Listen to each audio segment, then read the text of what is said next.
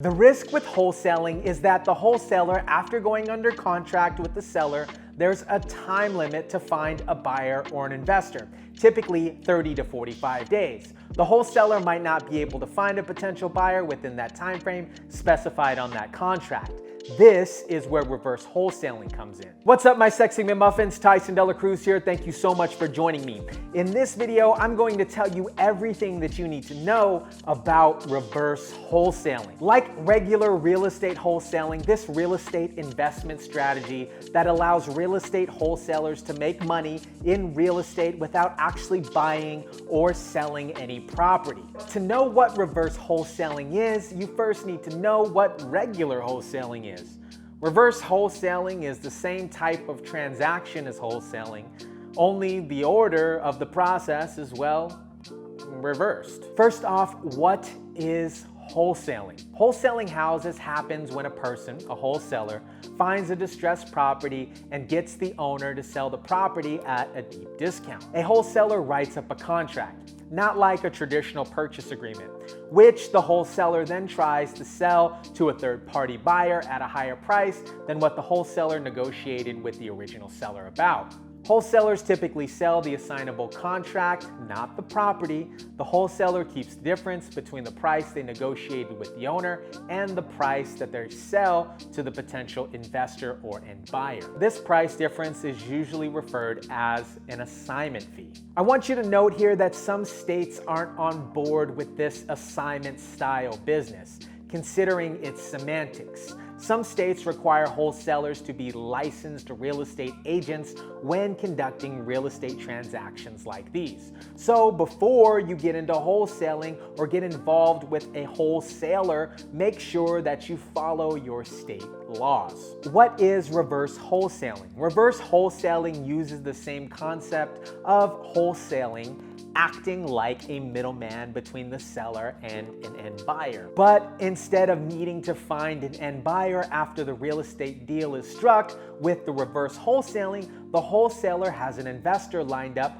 before they even look for a property. Some of you newbie investors might even be wondering to yourself, why is a wholesaler even necessary? After all, whether you're looking for a distressed property to use as a flip or a rental property, you can find these properties on your own, right? The imperative word here is can.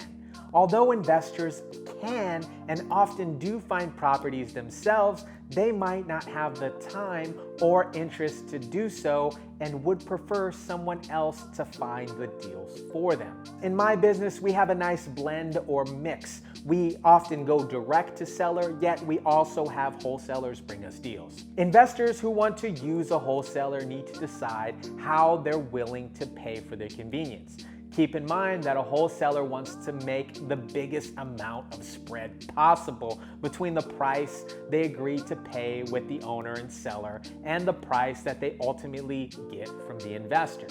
Most wholesalers won't do this for less than $5,000, but they'll often make much more than that. Sometimes investors know how much wholesalers make and sometimes they don't. It just simply depends on the closing structure. One way is for wholesalers to sell the contract to an end buyer and the end buyer closes on the deal. This way the investor knows how much the wholesaler makes. The other way to do this is through something called a double close or a simultaneous close, where the wholesaler buys the property from the owner and the end buyer immediately buys the property from the wholesaler. With a double closing, the end buyer would not know how much the wholesaler earned on the wholesale deal. Reverse wholesaling mainly advantages to the wholesaler since they're not under a time crunch to find an end buyer. They actually already have one. If they don't, depending on the sort of deal that they struck, the wholesaler might be able to walk away from the real estate deal if they can't find an end buyer, or they might be on the hook to buy the property, neither of which is a good option for the wholesaler. Reverse wholesaling can be advantageous to end buyers and investors as well, since the end buyer would be more likely to get that type of investment that suits their particular needs. Here are a few steps to get started in reverse wholesaling. 1. Find an end buyer, often a cash buyer. You do this by networking, typically through real estate investment groups in your area, wholesaling groups, Facebook groups, or friend circles. These groups often attract people who are new in real estate investing, and you as a wholesaler can explain the process to them and how they can partner and potentially make money investing in real estate. Number 2, look for suitable properties from a motivated seller. Since there's already a buyer, the wholesaler can find out whether the buyer has a preference regarding their specific property type. Some buyers have a preference and others might leave this up to the wholesaler, with maybe just a price range and end goal of the property as its only parameters. Number 3, get the property under contract. Number 4, schedule closing. The decision on whether the wholesaler sells the contract to an end buyer or participates in a double closing is between the wholesaler and the end buyer. Note that if a double close is chosen here, the wholesaler will need to have funds available to actually close on the property before selling it to the end buyer. You can typically get this type of funding from private money, hard money lenders who can offer quick cash to close. The key to winning in the wholesale game is getting properties for as little money as possible. The wholesaler makes a profit as soon as they sell the property to the end buyer.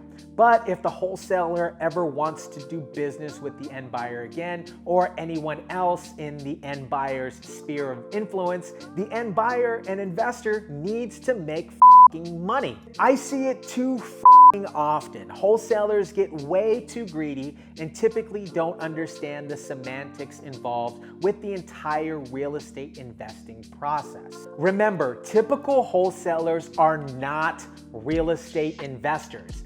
They are marketers, and most of them are great ones at that. Wholesalers are middlemen who help end buyers get investment properties. And reverse wholesaling means the wholesaler finds a buyer before looking for a property. Unless a wholesaler can bring a great deal to a real estate investor or flipper, the flipper or investor might want to find an investment property on their own. Guys, if you like this video, go ahead and smash that like button down below. As always, be kind, rewind. Peace.